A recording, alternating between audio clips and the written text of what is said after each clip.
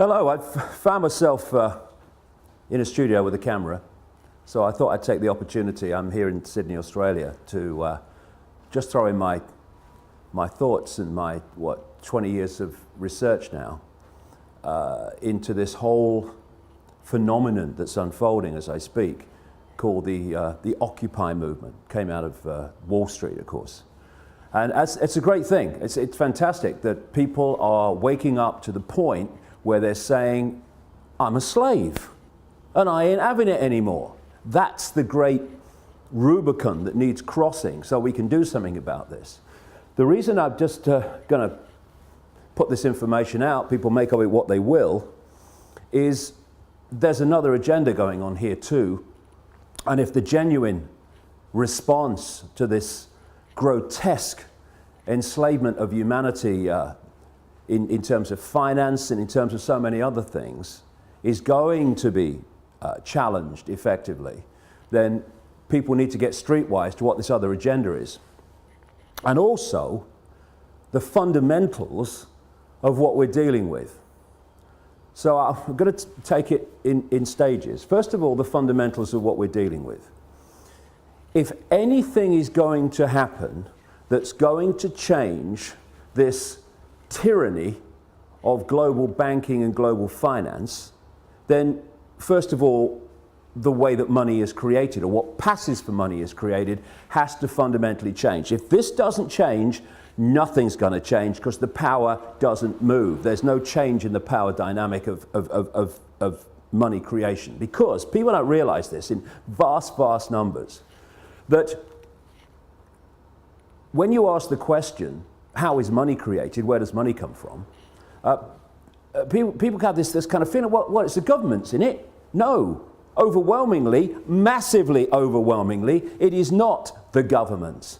It is private banks, which, if you do the research, owned by the same people under different names, the same network under different names.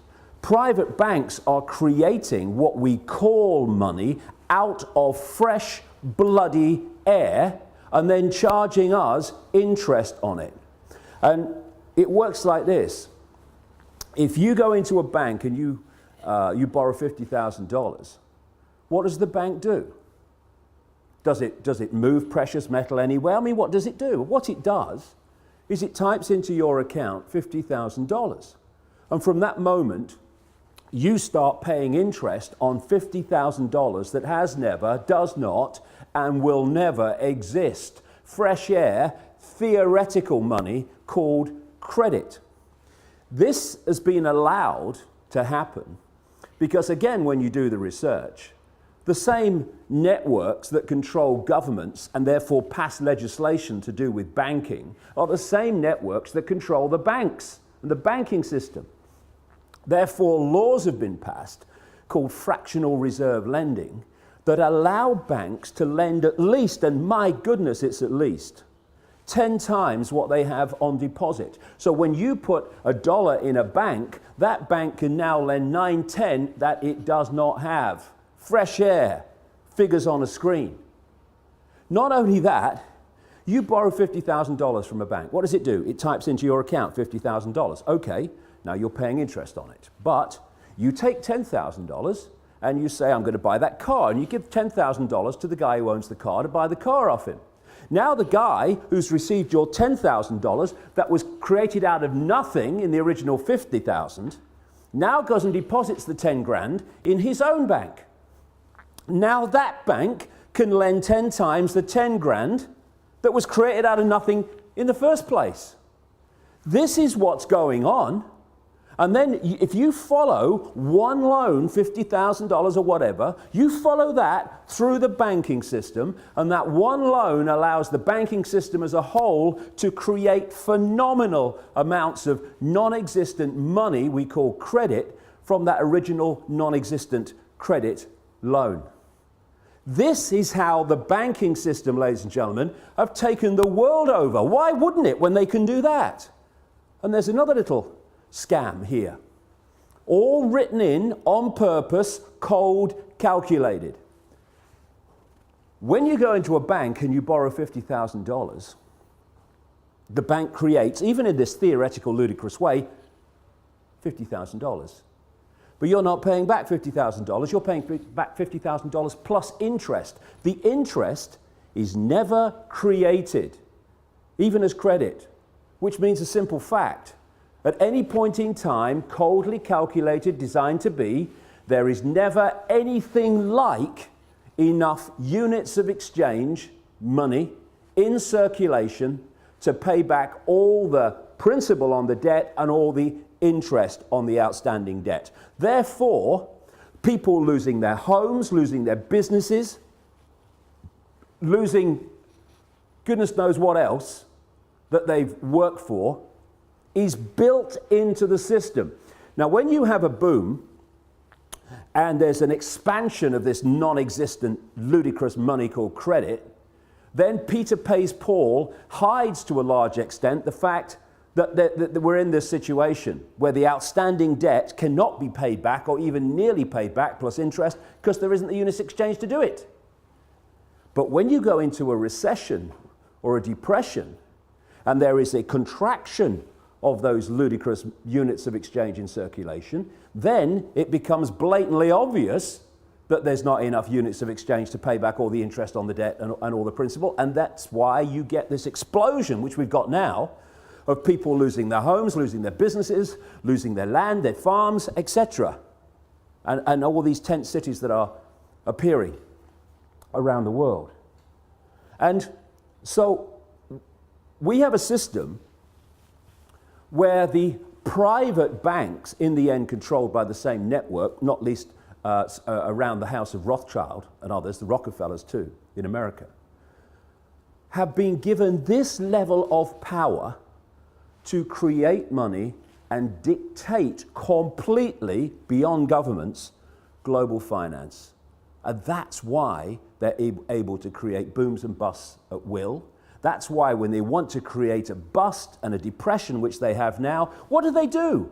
They refuse to issue the same amounts of ludicrous credit units of exchange. And what do we call it? Oh, the banks have got a credit crunch. A credit crunch, what's that? It's suppressing the amount of money in circulation, so by definition creating this situation we're in. The whole money system has been designed from its creation to be a system of human enslavement and human control and human suppression.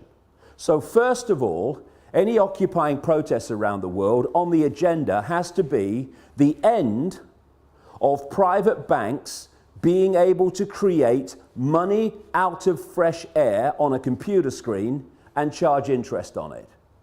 Now here's a question. Why are governments, they're the government after all, don't they make the laws? I heard somewhere they did.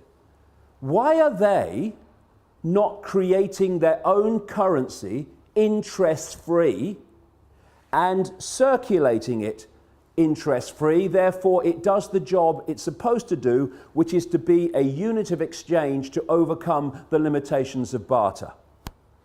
Why? I've said it already.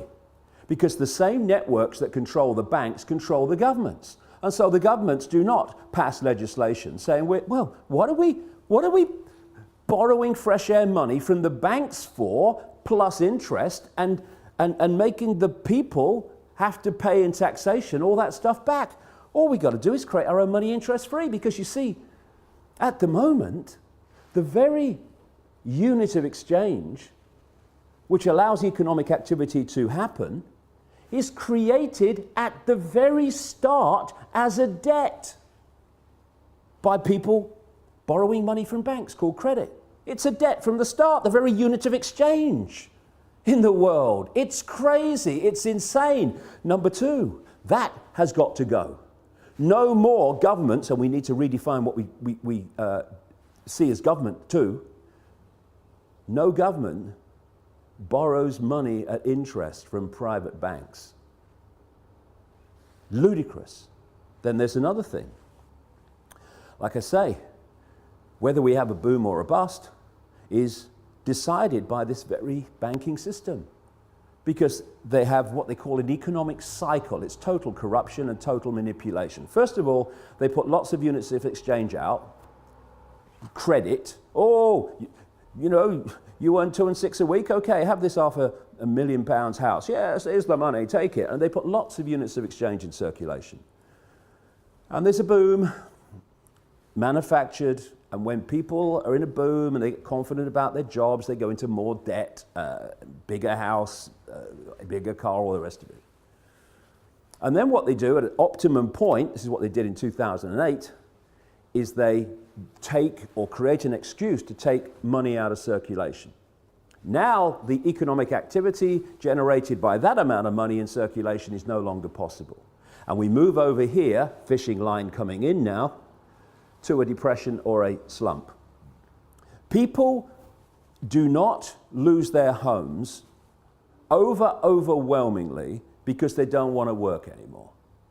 They lose their homes because there's not enough economic activity to generate the income to pay the mortgage. Companies don't go bust because they think it would be a bit of fun. They go through a bust because there's not enough demand for their products at a time of a downturn when the money in circulation is being reduced. And what happens? The banks that have created this problem in the first place, they take the homes, they take the businesses, they take the land, they take the real wealth for having not been paid back money that has not, does not, and will never exist. This is the power that the governments, controlled by the same network, have given to the banks to control planet Earth. Anything that comes out of these Occupy protests that does not include demands, not taking no for an answer, this has got to go, it's going to change nothing. And there's another couple of things, maybe a few more, that I'd like to get across to those that are brilliantly protesting around the world. Because there's nothing more manipulatable than genuineness that isn't streetwise. And what we need to do, if we're going to really bring an end to this outrageous, inhuman nonsense, is we have to get streetwise pretty damn quick. Because there are people, vultures, flying around, flitting around these protests, not least in Wall Street, trying to direct it in a certain direction that will make the world more enslaved and more unjust than it is now. There's certain coordinates, 3 will do in this presentation, if you like. 1, where does this network behind the banking system and behind governments and behind the transnational corporations, where does it want to take us? Okay? Well, simple. It wants total control over the entire human race, mentally, emotionally, physically, and financially. And to do that, and there's a few, compared with the 7 billion global population, there are a handful of people at the core of this in full knowledge of what they're doing. They have to constantly centralize decision-making. Because the more you centralize decision-making, the more power the few have over even greater numbers of people. The other thing that goes on is the more you centralize power, the more power you have centrally to centralize even quicker. So the process of centralization of power, it's been given a word now for a long time called globalization. This can move quicker and quicker and quicker through this process of centralized power, more power to centralize even quicker. What they want to create, I've been writing about this now for nearly 20 years, is they want a world government that would dictate all laws, apart from a few local things. All the major laws will be dictated by this world government, just as the European Union dictatorship now dictates something like 75% of the laws that are passed in Britain.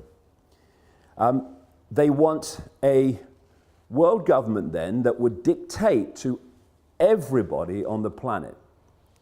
They want a world central bank that would dictate all global finance to every what is now countries, though they want to break them up into regions.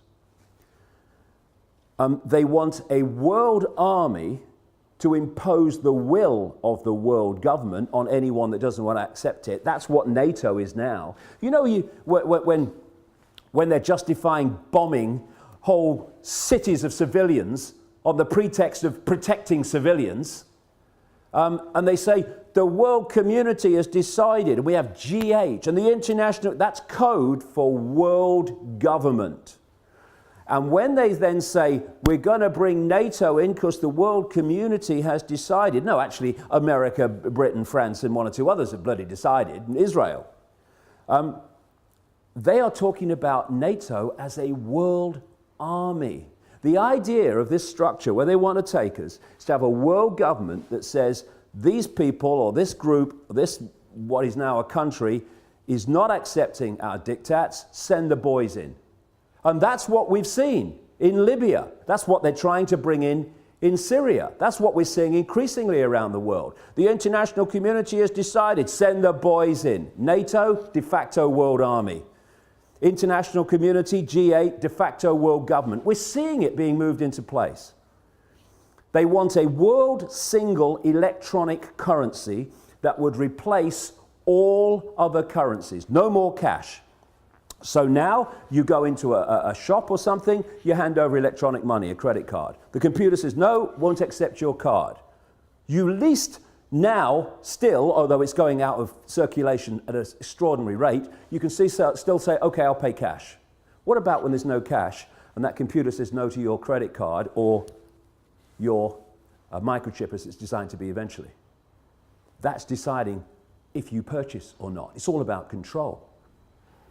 And so they want this world currency, and that's what we're seeing in Europe now. People say, oh, the euro's not working. Look. No, it's not. And you know why? Because it's not supposed to work. It's just a stepping stone.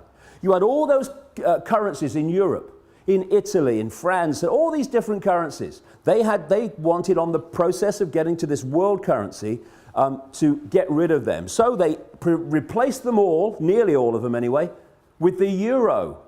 Now all those currencies in one fell swoop gone. Now we're down to one in Europe, in most countries, the euro. So now what do? They want to make the euro not work as the next stage of getting more and more into this, towards this one world currency. So, another thing to mark the card for anyone involved in these Occupy protests, if any suggestion comes along that we should go to some form of world government, or to, and they're even talking about it now, to a world central bank and all this stuff, no, no, no. Listen, it's centralization of power in this world that has got us into this mess.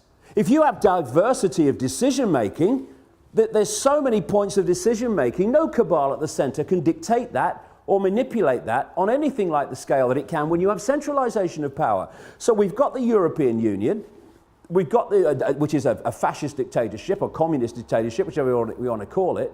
We've got this single currency and all the rest of it, all this economic disaster in Europe, all manipulated on purpose, as it is in America and elsewhere. And I'm seeing people say, well, the answer to all the problems caused by this constant centralization of power, we need more centralization of power. Let's go to a world level now. And yet, as I've shown in my books for 20 years, this is exactly what the plan has been all along. And if we're not very, very careful, many of the Occupy protesters are going to be manipulated, unless they get streetwise about the game and how it's played. They are going to get manipulated into accepting, even demanding, a solution to a problem that is going to make the problem even worse and the enslavement of humanity even more extreme.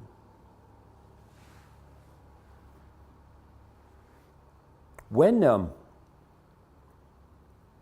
you look at where they want to take us, which is into this centralized global dictatorship, Then you look at the main technique that they used to take us there. I gave it a name a long time ago now. Problem, reaction, solution. Dead simple, devastating. At stage one, you create a problem.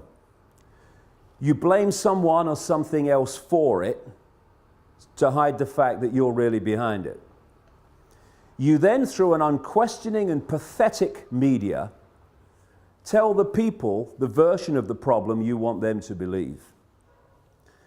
What you want at stage two is the reaction to the problem from the people. Fear, outrage, something must be done. It could be a war, it could be a terrorist attack, like the Mossad American intelligence operation known as 9/11. It could be an economic collapse, whatever. Whatever problem you need to be allowed you to go to stage three of problem, reaction, solution, which is to offer the solutions to the problems you have covertly created and blame someone or something else for it. And those solutions are constantly advancing your agenda to this centralized global dictatorship that I'm talking about. So when you crash the global economy, and when you're moving trillions and trillions of dollars around the world economy every day, as this network is, you decide if it goes up or down. Nobody else does, you do. And therefore, you can create an economic collapse at will. That's what they did in 2008, and they've gone on with it since. And the idea is that problem is then offered a solution. And people like the Rothschild-controlled bagman and billionaire George Soros, one of the major funders, by the way, into existence of MoveOn.org, which is trying to move in, this Democratic Party-owned, cabal-owned operation, moving in on the Wall Street protests and stuff like that. You can then offer the solutions that Soros and others are offering, which are what? To solve this economic global crash, we need a world central bank. Stands back in amazement. I'm shocked. Knock me down with a feather and I shall swoon. It's so blatant, it's so callable, it's an open book once you do the research and you realize where this is going. And so, it's so vital as we've reached this point, this cusp where so many people have gone through or are going through this process now, where they're saying, I'm a slave and I'm not having it. And then they go to the next stage, which is what we're starting to see. It's so important that they don't allow themselves to be pawns, genuine pawns, unknowing pawns, but pawns all the same, in a manipulation that then takes us on to the next stage of an even greater financial and human enslavement than we've had up to this point. Because this is a vital area. It's vital not to get focused and obsessed with corporations and banks and all that stuff. It's about control. It's about human control. And the form it takes doesn't matter to these people. They just want the form that brings most control.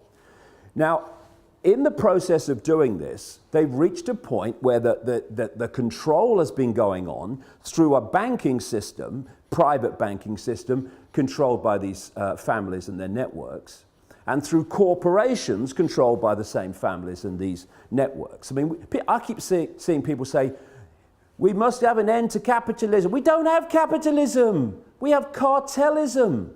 It's like J.D. Rockefeller said, competition is a sin. We have an oil cartel, a pharmaceutical cartel, a biotech cartel, on and on it goes. And these are the cartels of these families. This is how they control and dictate at this point. But they want to go to the ultimate level of human control, where they don't have corporations so we know them anymore. And so if we can get caught in, get rid of the corporations, I'm all for that. But the question is, to be replaced by what? And this is the structure they want. They want the world government, the world central bank, the world currency, the world army to implement the will of the world government, and then they want the world government ministries. Read 1984. George Orwell, real name Eric Blair, wasn't coming from his imagination. He had access to the projected agenda through the Fabian Society.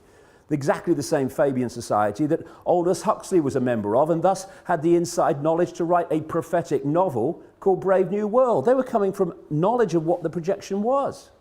Huxley, it seems, supporting it, and Orwell not supporting it, trying to expose it, but it's still the same source of where it came from. This has been going on for so long. What they want is the world government and then the World Ministry of Oil, which would take over all the oil corporations, all the oil infrastructure, all the oil finance, everything. They want a world ministry of health that would take over all the pharmaceuticals and encompass what is now the World Health Organization, a Rockefeller Rothschild creation, by the way. They want a world ministry of trade that would encompass the World Trade Organization and dictate global trade from a central point. A world ministry of this, a world ministry of biotech, and all the rest of it. And so they want to absorb the corporations as they are now into these ministries for the ultimate global dictatorship. And the same people behind the banking system now and the corporations now will be controlling the world government and the ministries. But the same thing, but it will go on to a much higher level and a much more coordinated level of human control. So, they will want people, protesters against the outrageous injustices and grotesque actions and behavior of the corporations, to call for the end of the corporations, call for the end of the banks. Yes, fine. But we have to dictate what replaces them. Diversity from the center. Control that people have of their own lives in their own communities, not what they want. And what I have to say, speaking now, I'm seeing happening around the world in these protests, having the cabal you were protesting against dictating what this stuff is replaced by. If we go there, more and more centralization of power,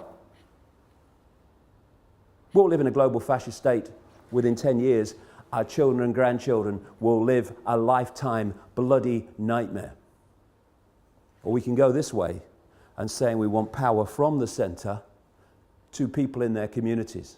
So no central cabal can dictate the lives of everyone in a country or a state, never mind everybody on the bloody planet. And one final thing.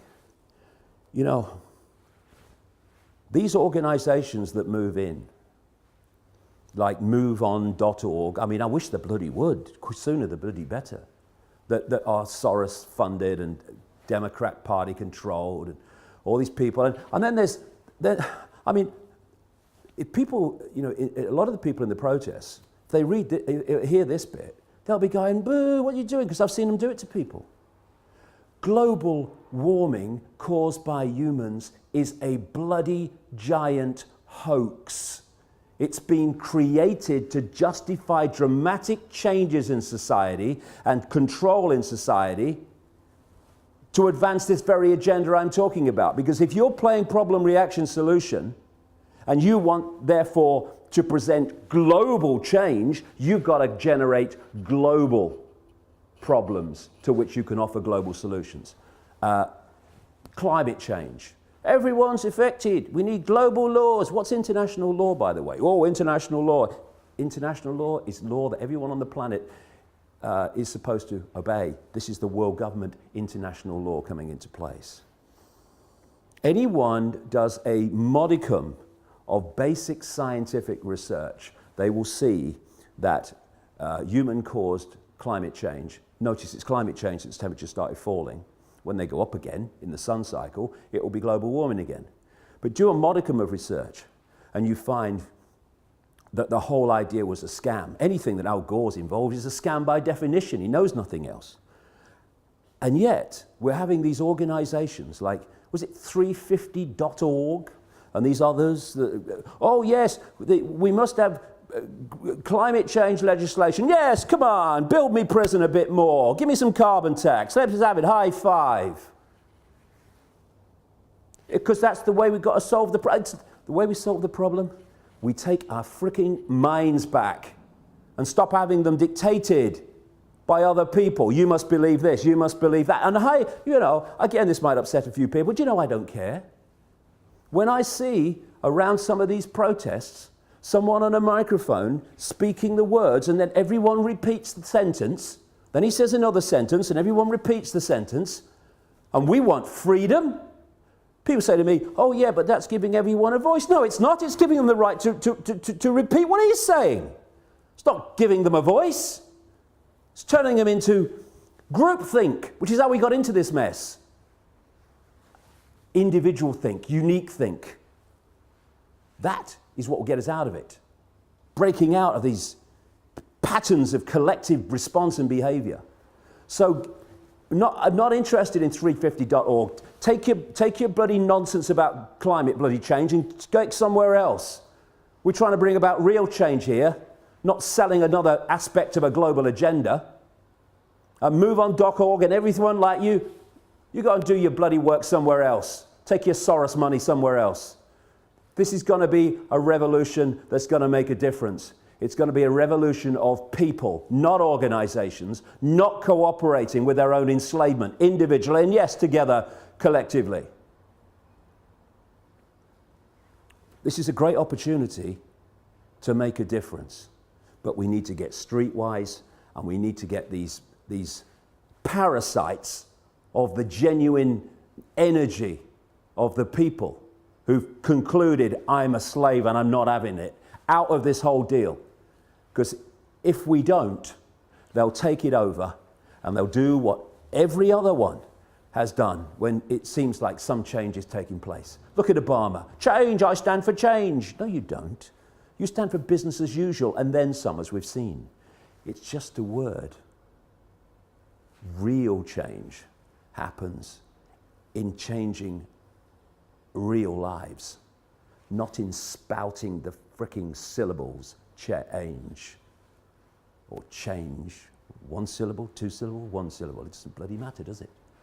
Because when Obama says it, it could be 50 bloody syllables. Nothing's going to change for the better because he ain't there to do that.